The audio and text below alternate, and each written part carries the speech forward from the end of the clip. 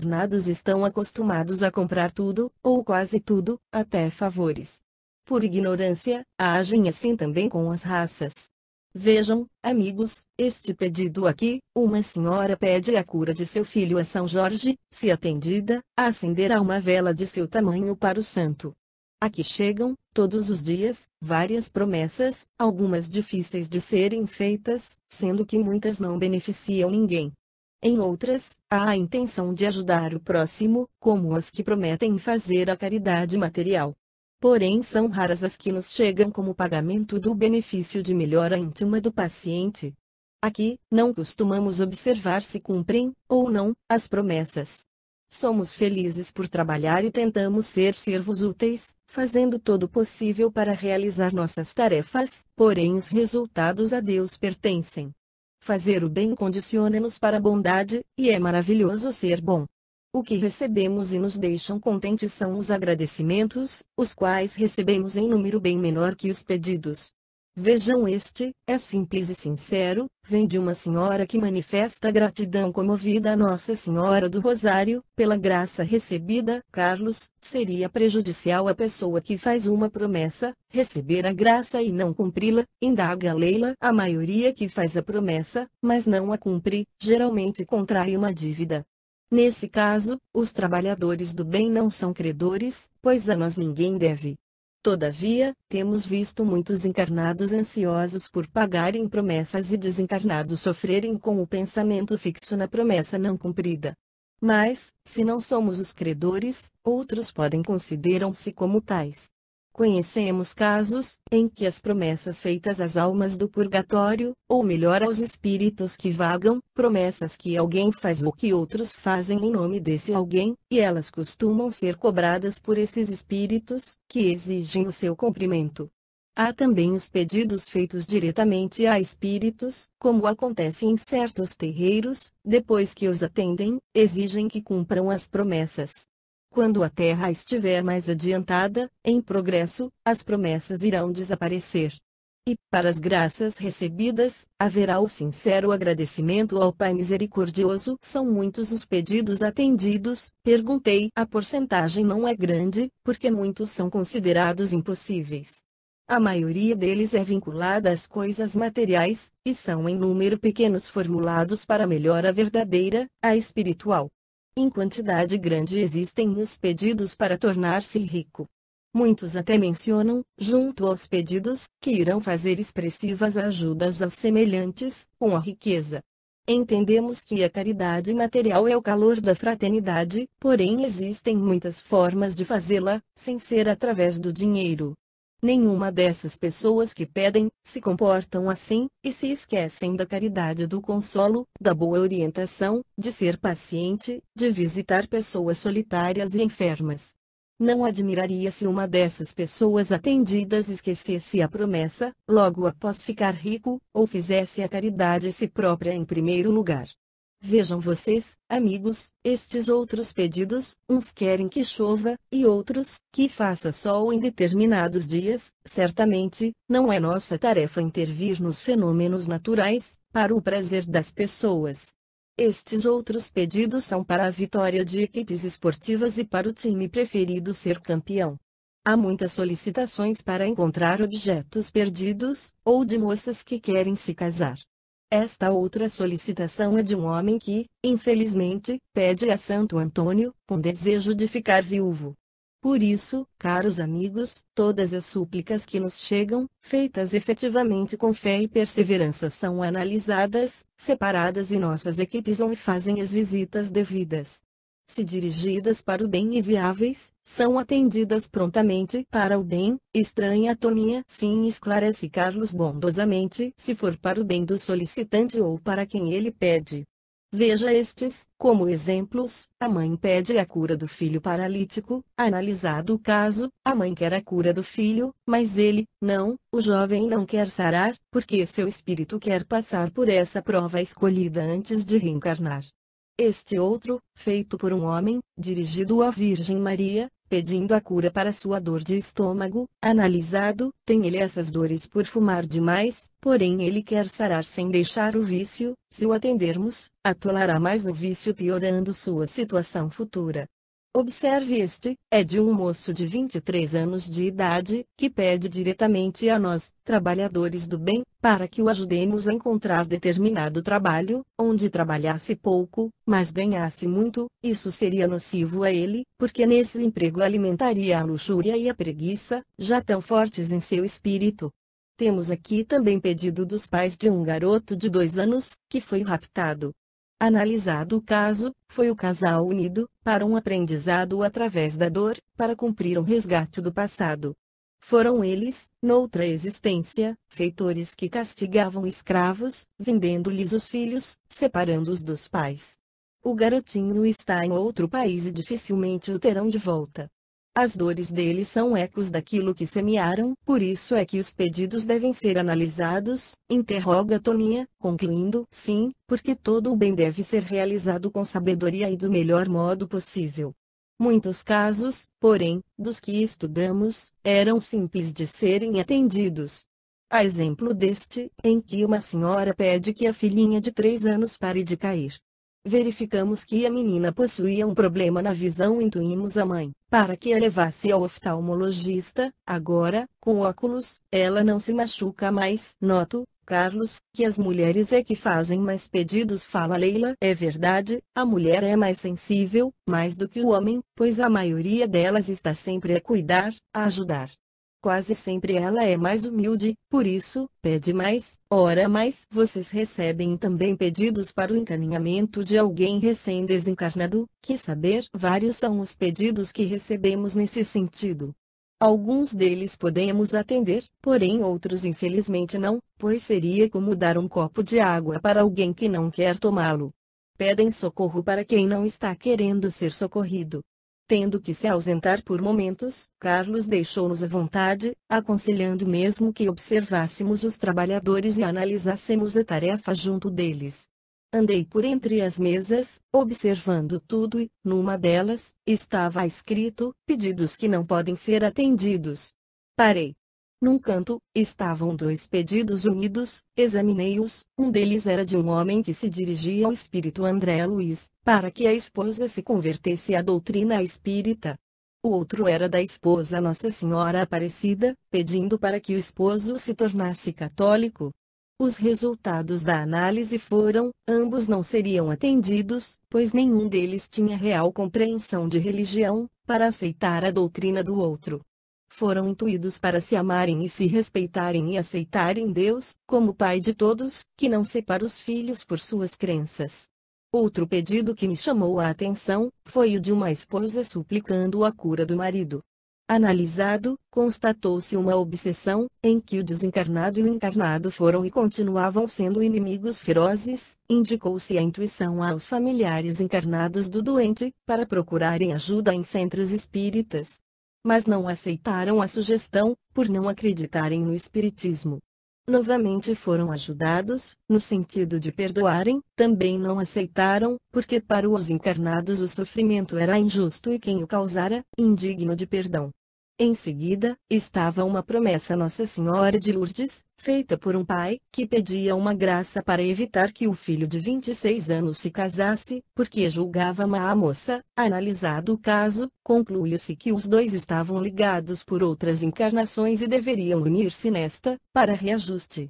Esse pai recebeu somente o consolo, pedindo-lhe que aceitasse a nora como filha e ajudasse o casal, com bons conselhos. Senhores, por favor, volta Carlos, dirigindo-se a nós. Estamos analisando um caso deveras interessante, convido-os a participar. Aceitam? Acompanhem-me. Seguimos nosso instrutor, agradecidos.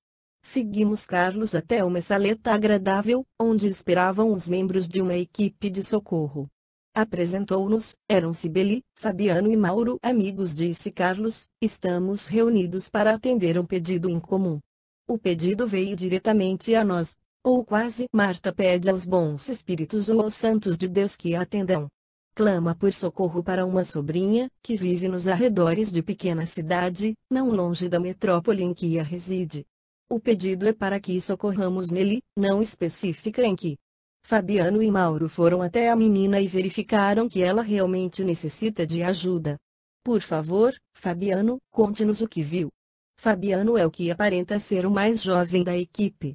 Muito bonito, loiro de olhos azuis, traços firmes e bem pronunciados, faz a narração em seguida. Não se encontra com a sobrinha Nelly. No momento, menina é órfã e mora numa chácara com 3 empregados. Está debilitada fisicamente, além de estranhamente, e ainda uma pequena mas perigosa falange de espíritos a obseda. Vamos ajudá-la, completa Carlos. Para isso, convido vocês, Toninha, Leila e Antônio Carlos, a acompanhar-nos. Pesquisaremos o que de fato acontece e tudo faremos para ajudar a menina Nelly. Aceitam o convite? Sim, respondemos os 3 juntos.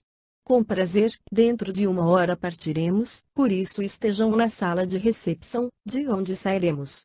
Continuamos ainda por algum tempo no departamento, e visitamos o belíssimo jardim que o circundava, enquanto estávamos ansiosos por conhecer os fatos que induziam uma falange de espíritos inferiores a obsedar uma menina. Na hora marcada, reunimos-nos os 7 na recepção e partimos em seguida, volitando, em direção à guerra. Nos arredores de pequena cidade, dissemos nos jardins de uma chácara. A propriedade não tinha grande dimensão e estava descuidada, com aparência mesmo de abandono. A estreita estrada que levava à propriedade era de terra e, na parte da chácara que dava para a estrada, havia muros altos, com um portão de ferro na entrada. A casa estava no meio de um jardim, onde outrora havia flores, mas no momento só se viam muitas ervas daninhas e pequenos arbustos.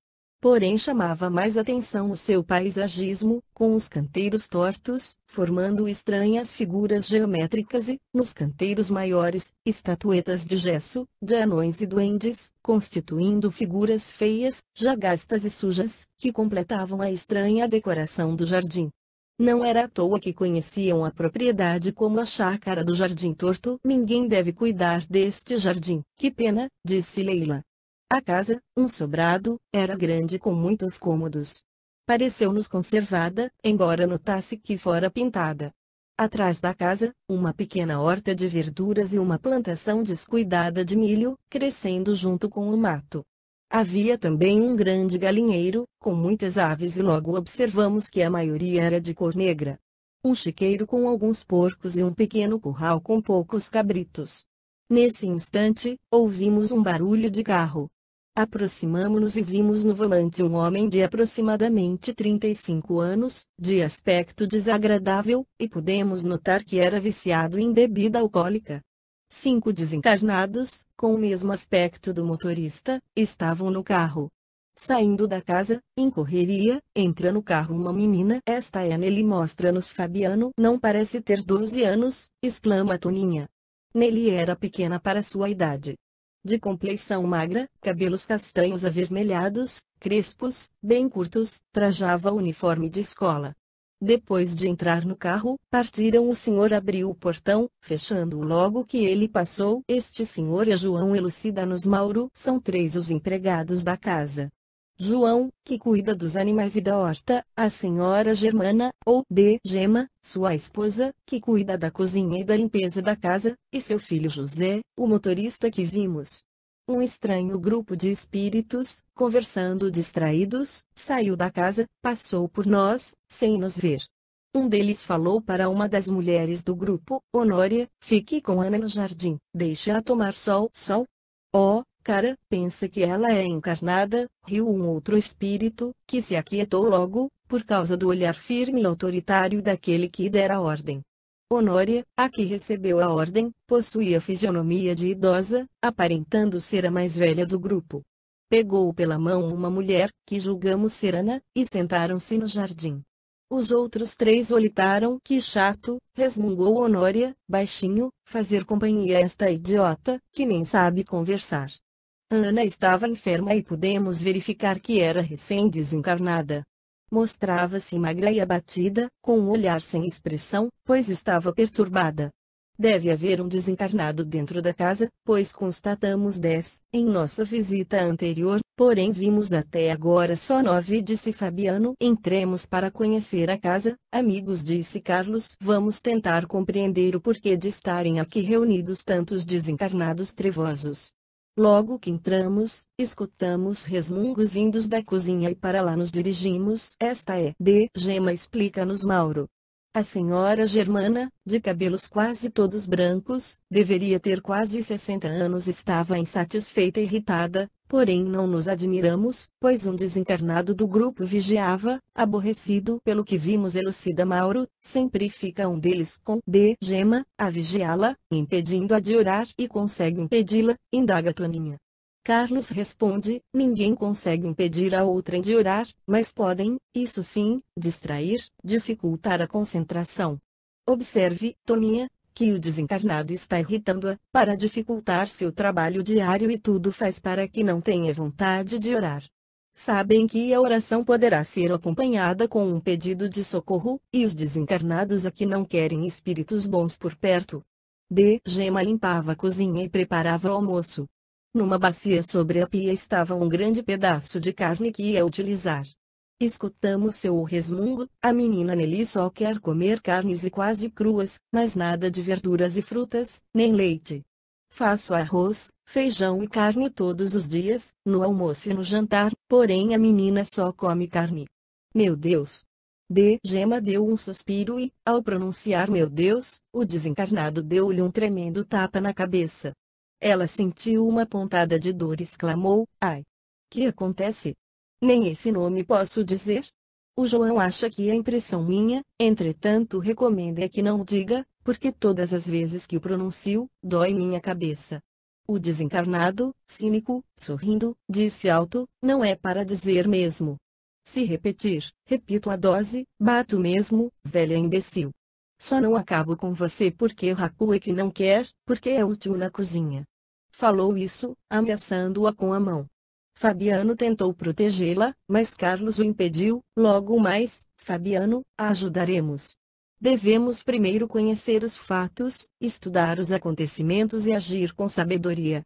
Por enquanto, não devem desconfiar de nossa presença aqui.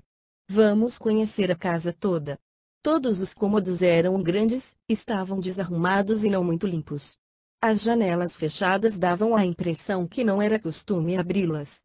Não havia muitos enfeites. No térreo situavam-se as salas e a cozinha e, no andar de cima, os quartos e banheiros. Só 2 quartos estavam destrancados, os outros, fechados, talvez por não serem usados. Um deles pertencia a Nelly, e nele nada nos chamou a atenção.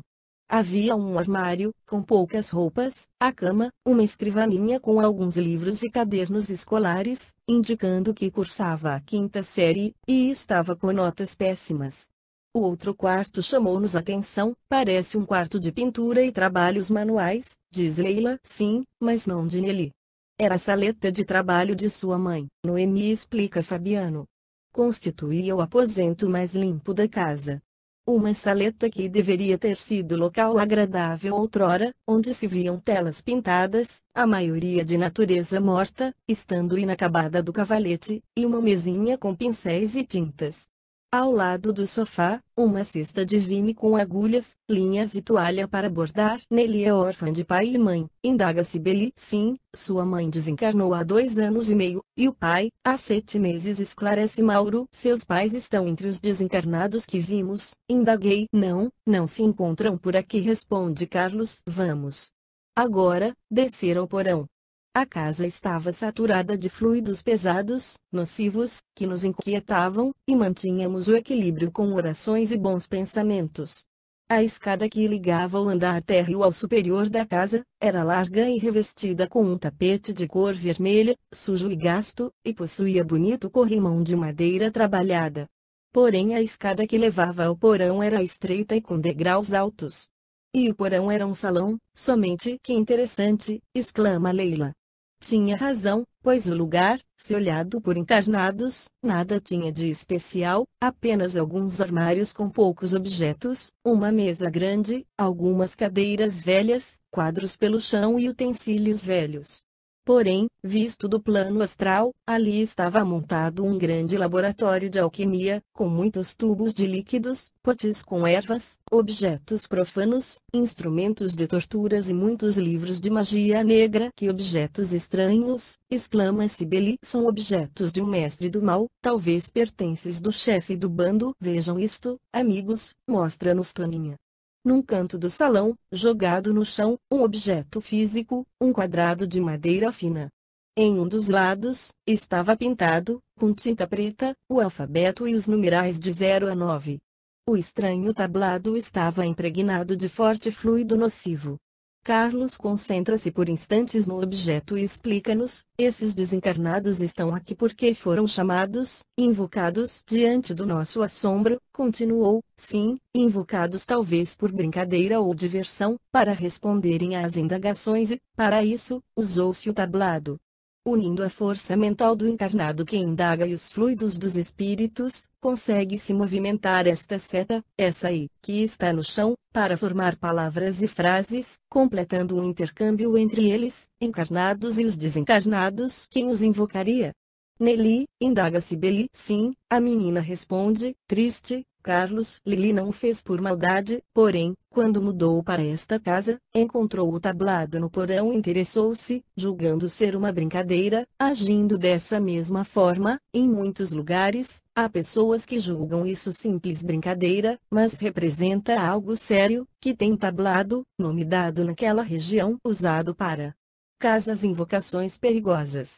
Essa mesma denominação usaremos na história, levado a consequências trágicas muitos que dela participam.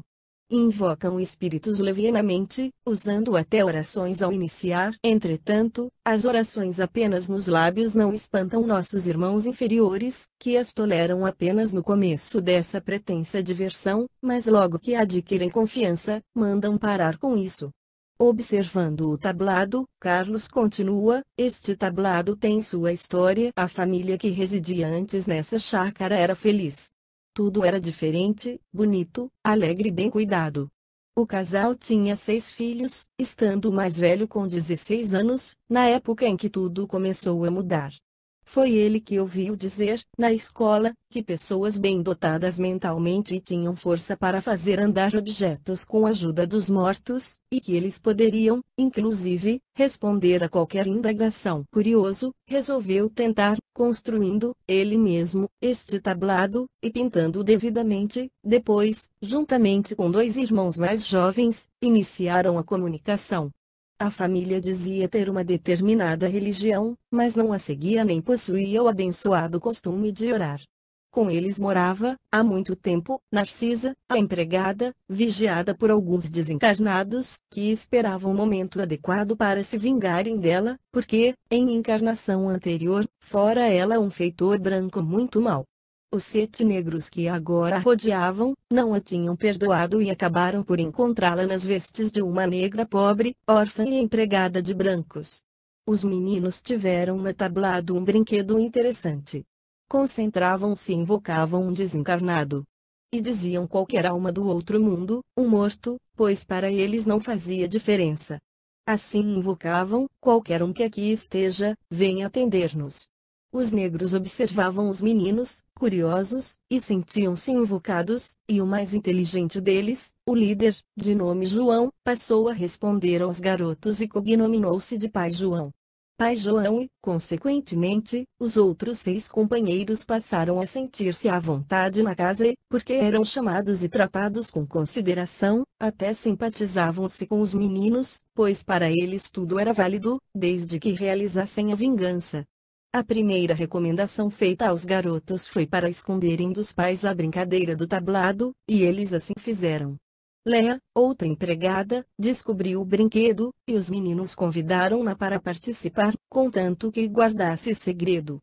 Tornaram-se assim 4 encarnados e 7 negros, ex-escravos revoltosos, um grupo a realizar o intercâmbio mediúnico. Os desencarnados passaram a fazer favores aos garotos e também a Léa, contando parte de suas vidas, quando estavam encarnados, para assim ganharem a confiança deles e, aos poucos, foram fazendo os 4 odiarem Narcisa. Pai João falou que o pai dos meninos era amante de Narcisa, e eles acreditaram piamente, passando a tratar a empregada negra com rancor, e assim também o pai. De adolescentes dóceis, tornaram-se revoltados, sendo compreendidos somente pelo suposto amigo, Pai João. Narcisa sentiu-se triste e magoada com o tratamento que passou a receber dos jovens, e isso fez com que seus pensamentos baixassem a vibração. Seus inimigos, então, puderam influenciá-la e começaram a obsedá-la, dando-lhe sugestão de que deveria suicidar-se. Faziam ao seu antigo feitor, na pessoa de Narcisa, o que ele lhes fizera. Diziam-lhe sempre: deve matar-se a si mesma. Nada é pior do que ser negro. Pessoas de cor não merecem viver. Não seja covarde, suicide-se, mate-se a si mesma, negra imunda. Os meninos acabaram contando à mãe que o pai era amante de Narcisa, porém não contaram como souberam, e então a mãe deduziu que eles haviam visto. Por isso, o casal desentendeu-se e o lar, antes sossegado, tornou-se um caos. Todos souberam da calúnia e acusavam Narcisa, que foi expulsa da casa pela senhora. Narcisa desesperou-se. Sentindo que ninguém acreditava nela e não tendo para onde ir, saiu correndo de casa, atravessou as plantações, entrou nas terras vizinhas onde havia um grande reservatório de água e, atendendo aos chamamentos dos desencarnados, suicidou-se. A tragédia abalou a todos. O pai dos garotos não se conformava por ter sido difamado, e a esposa por ter sido traída. Os negócios começaram a ir de mal a pior e o senhor faliu. Por isso, venderam a chácara e mudaram-se. Os negros, após o suicídio de Narcisa, sentiram-se vingados e, vendo-a sofrer desesperada pelo ato que cometera, desinteressaram-se dela. Resolveram, assim, mudar com a família, porque se julgavam amigos dos garotos, considerando certo tudo o que fizeram. Os meninos, porém, desiludiram-se da brincadeira com os espíritos, ficaram chateados com a mudança e com as brigas dos pais, por isso não quiseram levar o tablado, deixando-o aqui, no porão. A família foi morar em uma outra cidade, onde residia uma irmã da mãe dos garotos, que era espírita e médium. Logo que ela os viu, percebeu também os negros, e explicou-lhes o fato, convidando-os para ir ao centro espírita que frequentava. O casal, achando que deveria mesmo ter algo que os atrapalhava, foi a uma sessão de desobsessão e os mentores da casa trouxeram os negros, orientando-os através de incorporações, e eles contaram toda a história. O casal pasmou com a afirmação dos filhos sobre o tablado, reconheceu o perigo a que ficaram expostos e reconciliou-se, tornaram-se espíritas. Hoje estão bem. Como soube disso tudo, exclamou Cibele. O dirigente espiritual desse centro é meu amigo e já havia comentado o fato comigo. Ao ter o endereço desta chácara, achei que poderia ser a mesma, e fui confirmar com ele, realmente era. E Narcisa, sabe dela? Perguntou Leila. Foi socorrida pelos antigos obsessores, então já doutrinados, e pelos trabalhadores espirituais. Vagava desesperada perto de onde se suicidara, e atualmente recupera-se em local de socorro apropriado para os que tiram a vida física, através do suicídio. Continuando sempre tranquilo, Carlos, após uma pequena pausa, aduziu: um agiota da região comprou a chácara para revender, porém, por causa dos comentários sobre o suicídio de Narcisa e a infelicidade do casal, as pessoas supersticiosas da redondeza não se interessaram em adquiri-la, ficando por muito tempo fechada. Carlos indaga Toninha: locais de acontecimentos trágicos podem vir a prejudicar outras pessoas, futuros moradores, dependendo de muitos fatos. Os locais de fluidos pesados podem prejudicar, se não forem eliminados e trocados por outros, benéficos.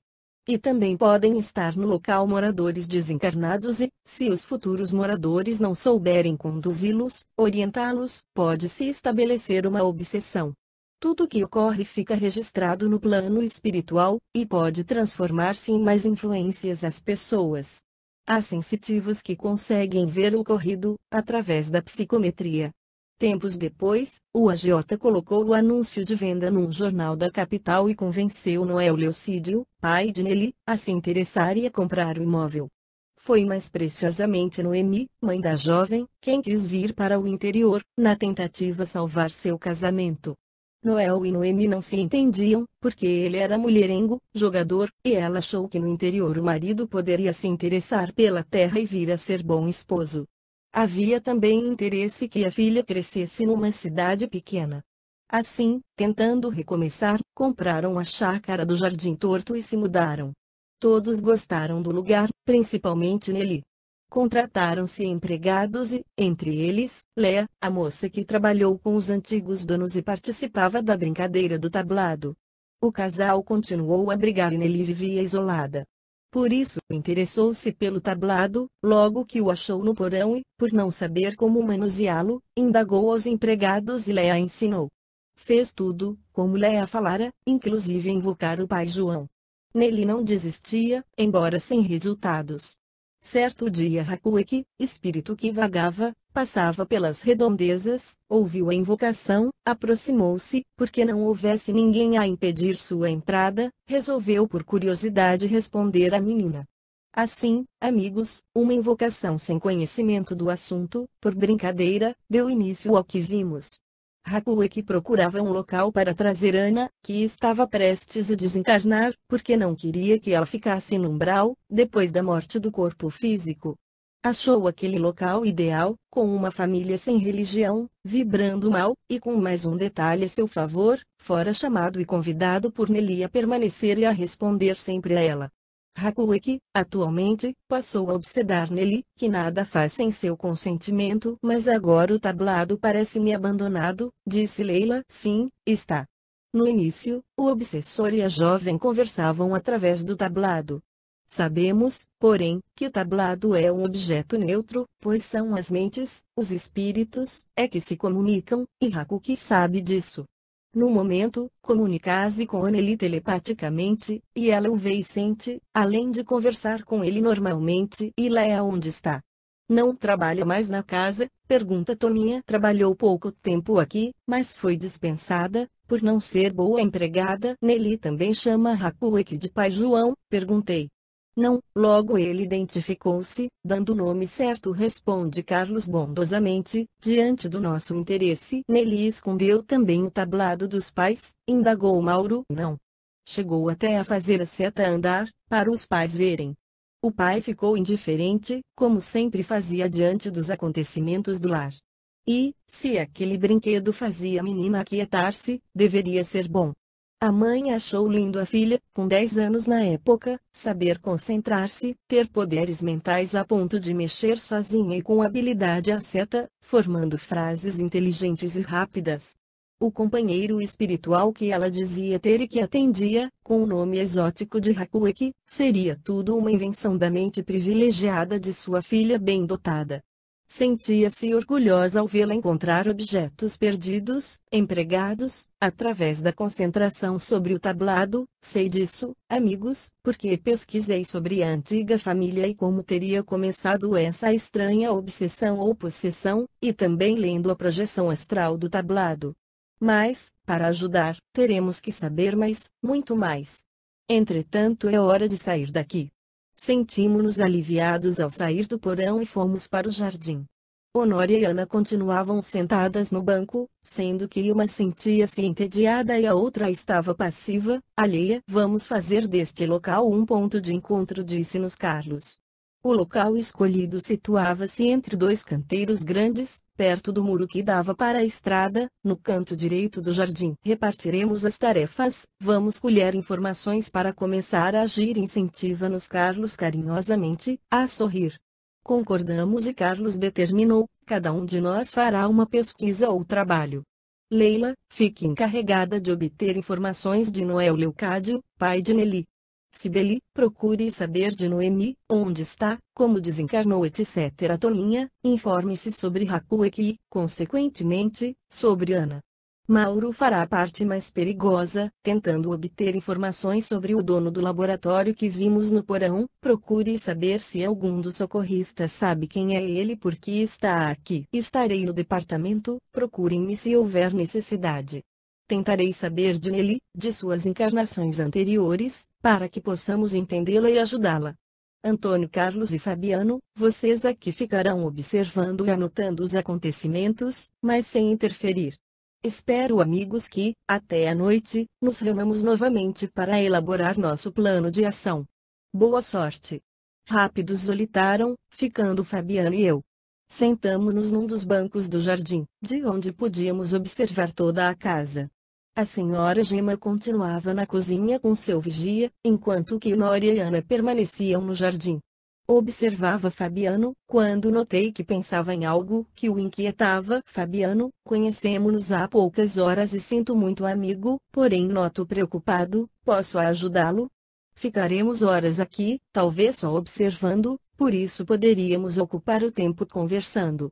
Não quero ser indiscreto, entretanto, se quiser repartir suas atribulações, diga-me obrigado. Se tiver paciência para me ouvir, Antônio Carlos, saiba que me preocupo é com a repetição. Repetição, estranhei. Devo, amigo, reencarnar logo. Estou há tempo desencarnado, há 15 anos, e dedico-me ao estudo, ao trabalho, preparando-me, mas temo a reencarnação e a repetição. Explicarei melhor. Muitas vezes já encarnei, quantas, não sei. Vestir um corpo carnal é passar por difíceis provas e, na Terra, nesta época de transformação, as responsabilidades são muitas e receio, como tantos outros, falhar. É verdade, nossa Terra está atualmente saturada de vibrações tensas, materialistas e destrutivas, descendo cada vez mais ao fundo do poço, no domínio da matéria. E a responsabilidade de cada um de nós, cristãos no trabalho do bem, são muitas. Fabiano, você tem necessidade de reencarnar agora? Se não estiver seguro, não é melhor adiar, aguardar mais tempo? Já tive bastante. Anseio por reencarnar, só que tenho medo de fazê-lo. Já ouviu, amigo, a história de um aluno que passa em muitas matérias, menos em uma que o obriga a repetir o ano? Acontece assim comigo. Pedi para reencarnar e tudo fazer para resolver a questão desta vez e, para isso, tenho trabalhado, estudado e pesquisado a matéria que me retém, tanto é que aqui estou a participar deste socorro. Fabiano calou-se por momentos, olhei e procurei transmitir-lhe conforto e coragem. Olhou-me agradecido e exclamou, é a mediunidade que temo. Calamo-nos novamente. Mediunidade, graça para distribuir de graça e por graça. Lembrei-me de alguns médiuns que conhecia e de tantas histórias reais que ouvira, de vitórias e fracassos. É realmente uma grande prova.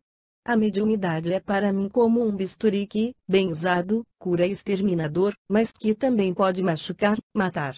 Ou como um livro que, sendo bom, educa, ensina e orienta ou, sendo mau, que perverte, desencaminha.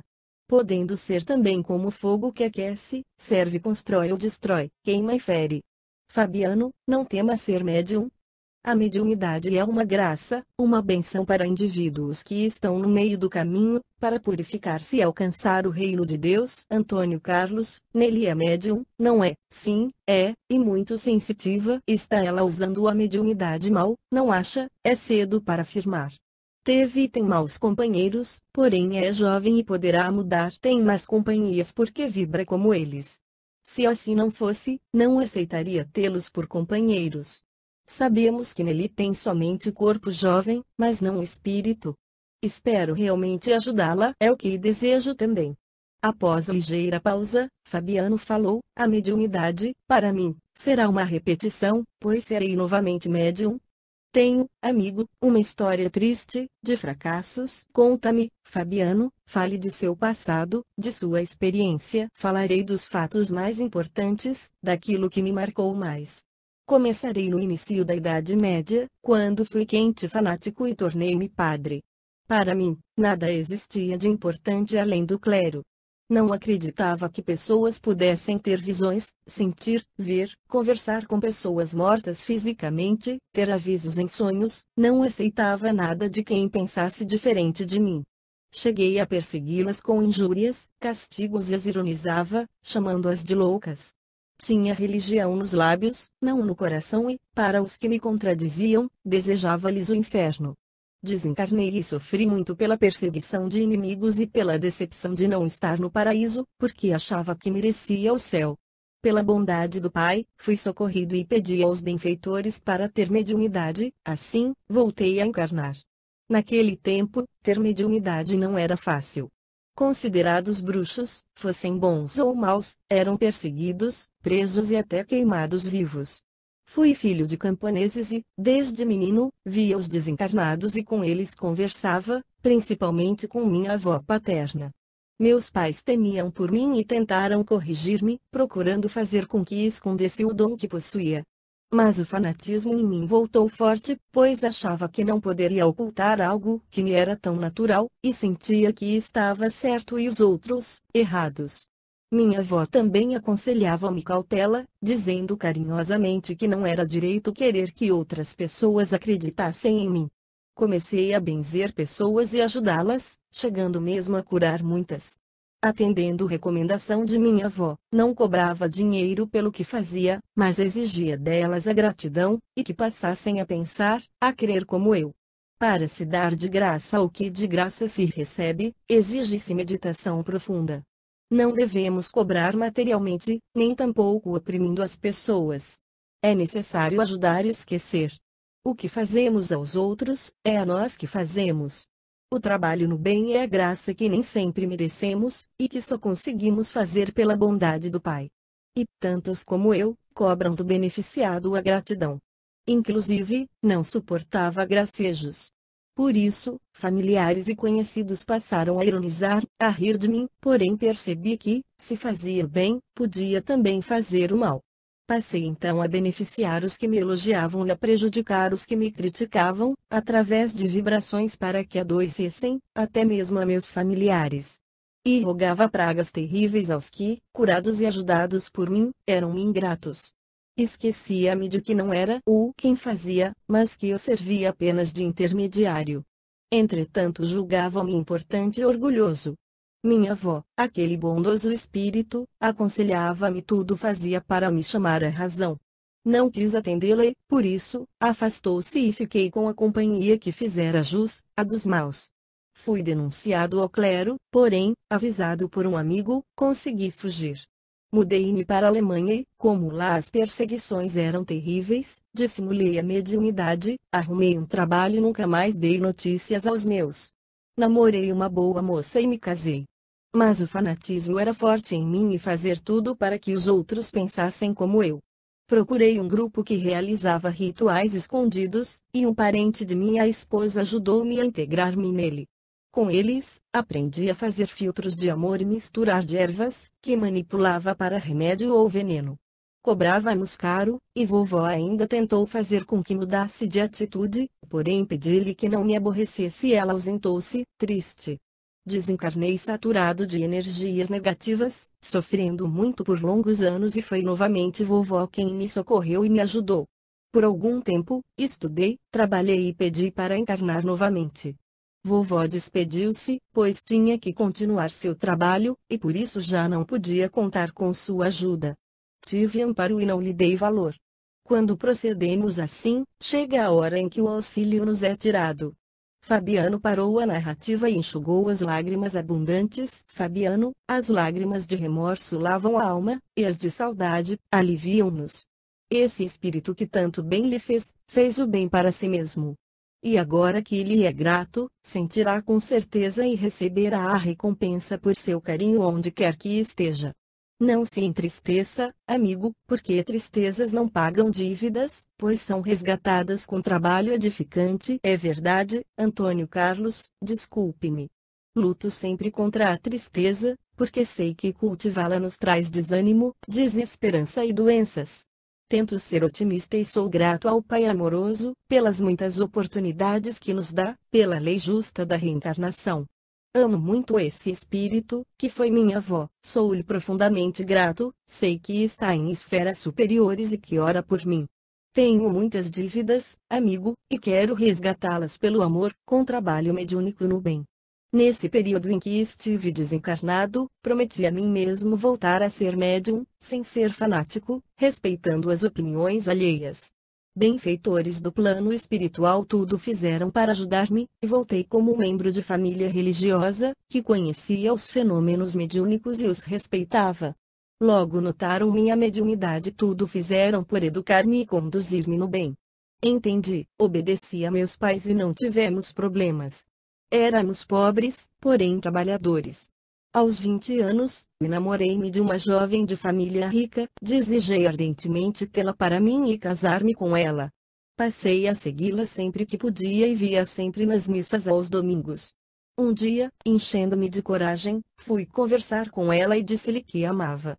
Ela contou-me que era prometida a um senhor rico e que seu pai só a deixaria casar com pessoas de posse financeira.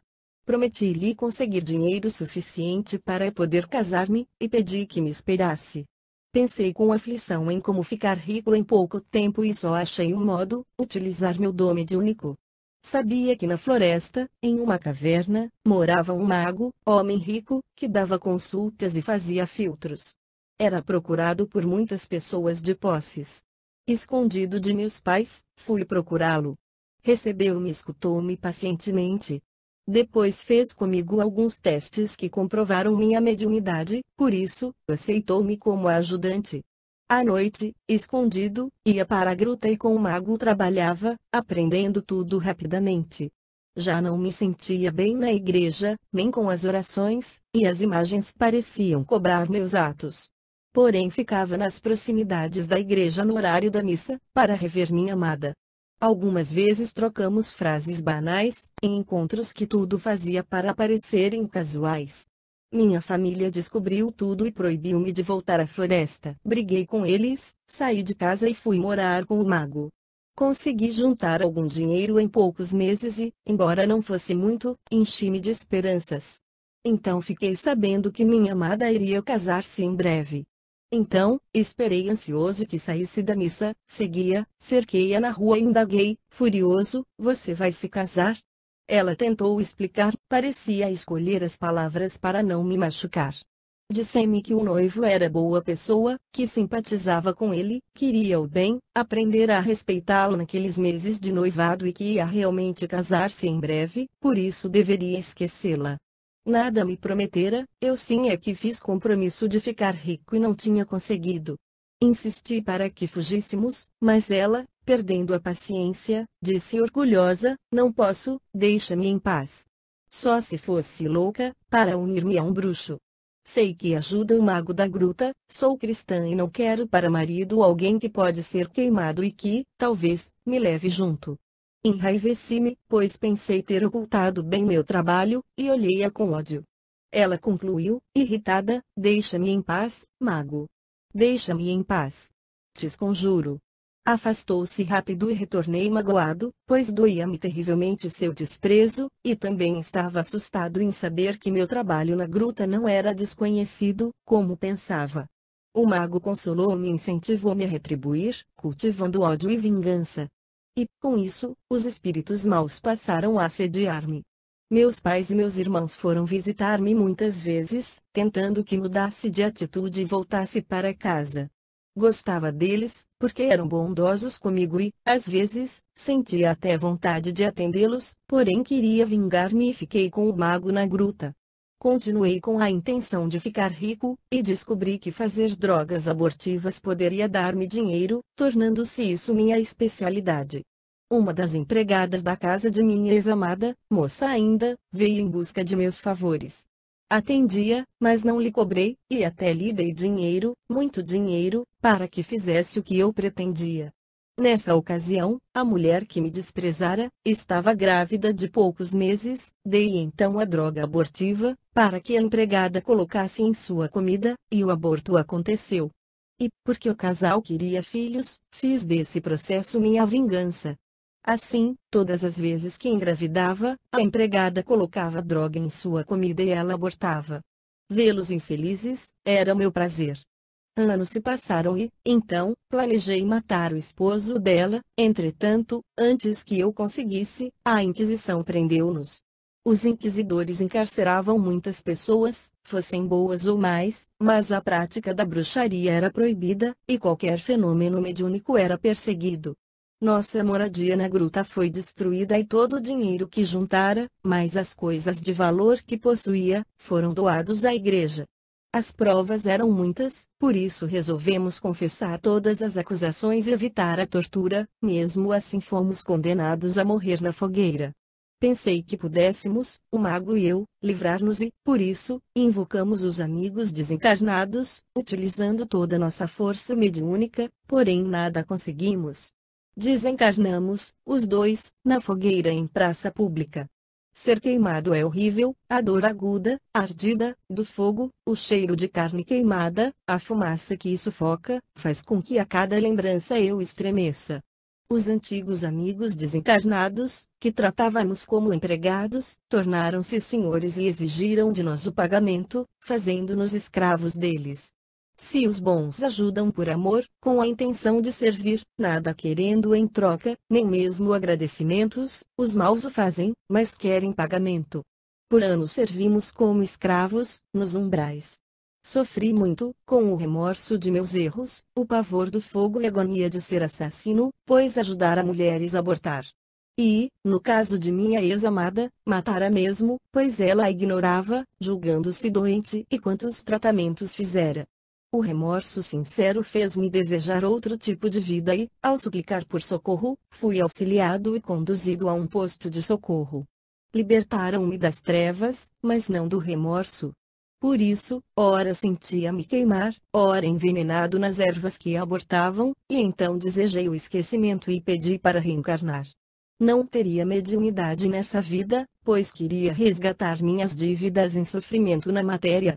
Cheio de esperança, fiquei perto de uma mulher, engravidara e possibilitaria minha encarnação, porém logo desesperei-me, porque a mulher não me queria, não queria filhos e abortou o corpo porque tanto ansiava. Muito triste, voltei ao posto de socorro, entendendo a gravidade de meus erros, pois necessitava tanto de um recomeço e me fora negado, como eu fizera a tantos outros. Novamente aproximei-me de outra mulher que se engravidara e, esperançoso, vi o pequenino feto que seria meu corpo carnal. Essa mulher também não me quis e tomou drogas para abortar, porém não matou o feto, porém danificou-o. Quis, assim mesmo, o corpo com defeitos, e reencarnei. Nasci muito feio, com o lado esquerdo cheio de problemas, inclusive o braço e a perna eram menores e tortos. Aprendi a andar aos 5 anos de idade sempre com muitas dificuldades.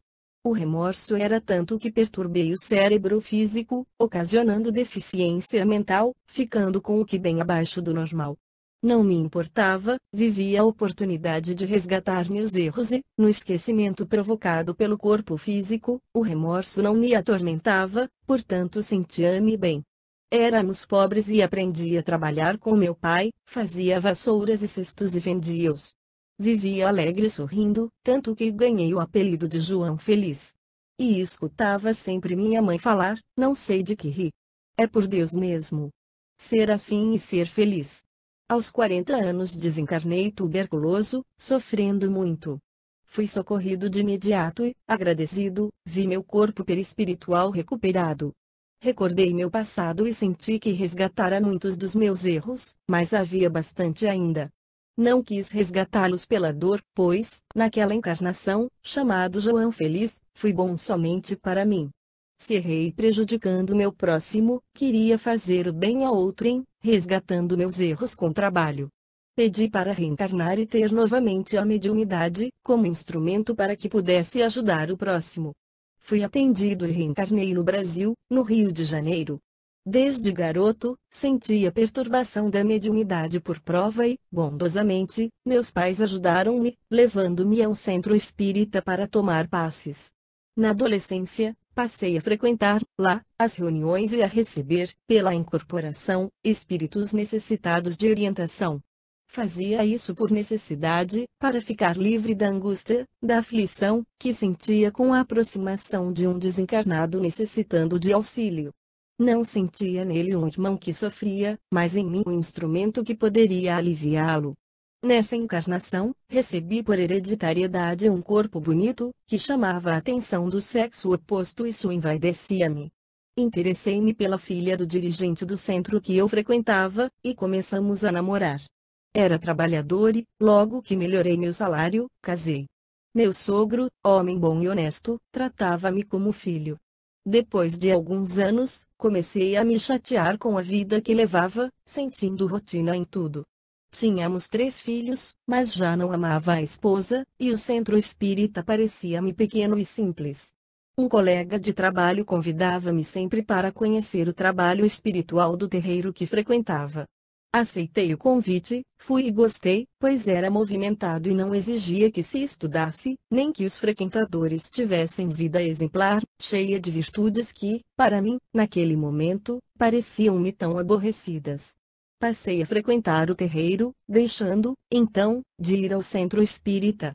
Então, muitas mulheres que lá frequentavam, passaram a interessar-se por mim e senti-me tentado. Minha esposa e meu sogro tudo fizeram para me fazer ver que poderia trabalhar em qualquer lugar, porém deveria cautelar-me dos abusos feitos em nome do bem. Sei o que pensa, Antônio Carlos, acredita que onde quer que estejamos, se quisermos, faremos o bem e que existem muitos terreiros, carinhosamente chamados de centros de umbanda, bem orientados e que praticam o bem. Mas, infelizmente, aquele que frequentava não era bem assim. Os espíritos amigos, do centro espírita, não me acompanharam na mudança, e os desencarnados que lá serviam, passaram a facilitar a vida para mim, fazendo em meu lugar o que me cabia como lição de aprendizagem. Fui me afastando de casa, abandonei a esposa e os filhos e passei a morar com outra mulher, muito bonita, bem mais jovem do que eu. O terreiro cresceu com minha mediunidade. Acreditava que só fazia bem, entretanto muitas das minhas ajudas resultavam em sofrimento para terceiros. Lá, cobravam-se os favores e, embora no começo estranhasse, depois achei certo, pois era como um trabalho e tinha que ser pago, mas pensava erradamente. Como era muito procurado, deixei meu emprego e passei a dedicar-me só ao terreiro e dele receber meu sustento. Comecei a viver melhor financeiramente e tive mais 2 filhos com a segunda mulher. Minha ex-esposa criou, com a ajuda de meu sogro, nossos 3 filhos, que se tornaram pessoas honestas e boas. Porém os outros filhos eram 2 terríveis, oportunistas e malandros. O terreiro, com o tempo, veio a ficar sob minha direção, e lá tudo era cobrado, mas sem exagero. Meus 2 filhos não queriam trabalhar, passaram a desfrutar da renda do terreiro e a cuidar das finanças. Querendo cada vez mais dinheiro, começaram a cobrar caro e a exigir pagamento de seus protegidos. Os bons afastaram-se, tanto os encarnados como os desencarnados.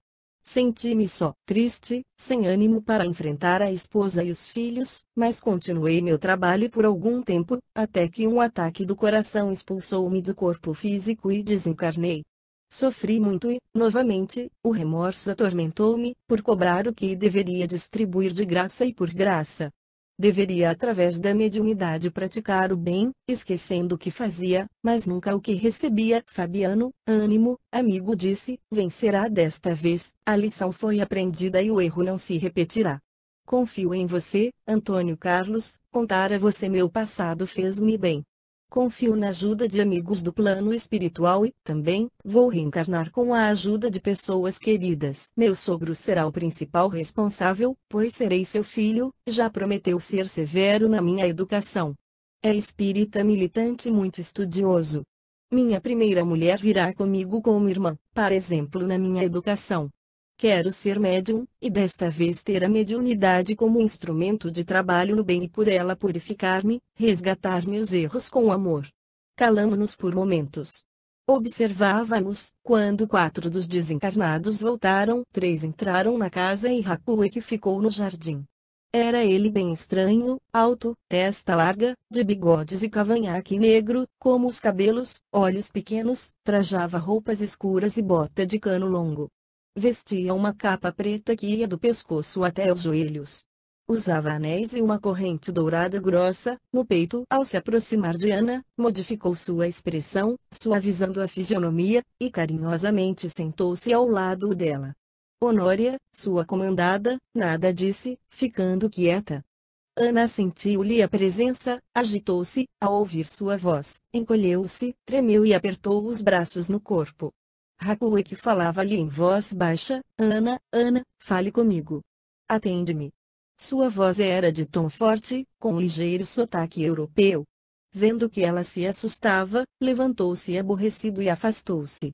A perturbada senhora, não o sentindo perto, relaxou-se e voltou a ficar apática. Nelly chegou da escola e entrou em casa. Fabiano e eu acompanhamos. Jogou os objetos escolares numa cadeira e sentou-se para almoçar.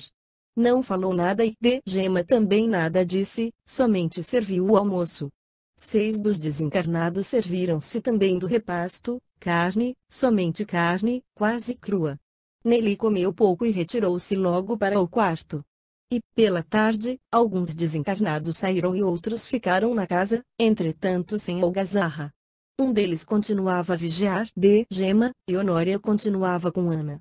No horário marcado, no final da tarde, todos de nossa equipe retornaram, e Carlos pediu que cada um relatasse as informações colhidas. Primeiramente coube a mim, que em poucas palavras contei os acontecimentos do dia.